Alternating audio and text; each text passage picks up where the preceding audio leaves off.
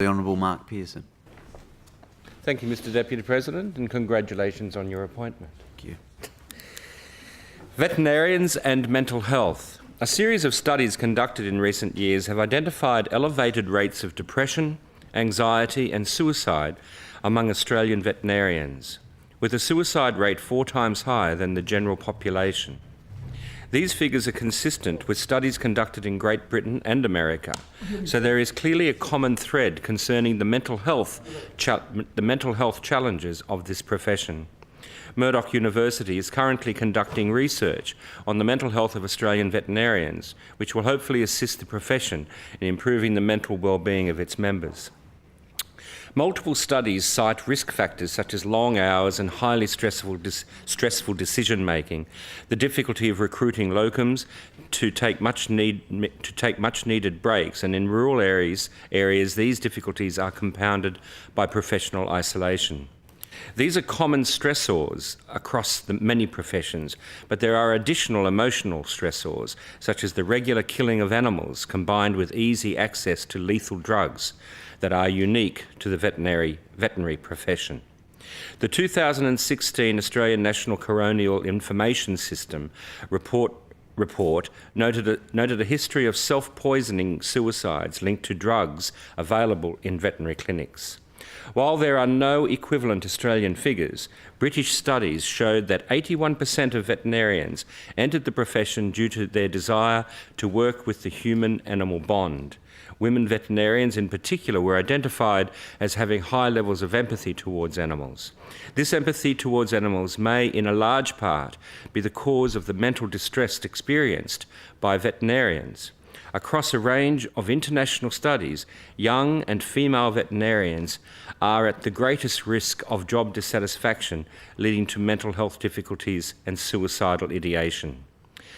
Quote, compassion fatigue, unquote, or vicarious trauma was identified as a risk factor leading to suicide.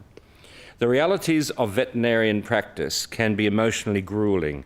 Many vets speak of the distress of being responsible for ending animals' lives, either directly in the case of euthanizing sick and injured animals, or worse, being required to kill perfectly healthy, unwanted animals, or indirectly in the case of the slaughter of farmed animals.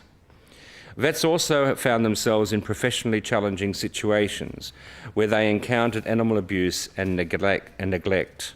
Some studies have questioned whether the routine euthanizing or killing of animals impacted on attitudes towards death more generally. In surveys, vets showed higher support for human voluntary euthanasia than that of the general population.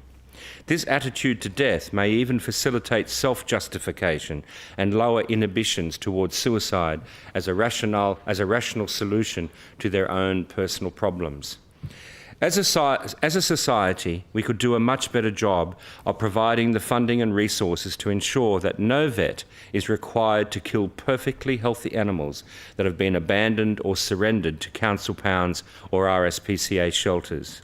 The growth of the no-kill shelters is not only a more humane approach to companion animals, but also removes the risk of psychological harm caused to veterinarians forced to administer the green dream, quote unquote, to healthy animals. Even the upside of being a veterinarian, having clients with strong emotional ties to their companion animals, could create distress. The emotional intensity of that bond adds stress when the time arrives for euthanizing sick and aged animals considered to be part of the family. I would like to commend the work of our veterinarians in alleviating animal suffering. My personal heroes are those vets who find the time to work pro bono or provide discounted fees to companion animal rescue groups, wildlife carers, and farmed animal sanctuaries.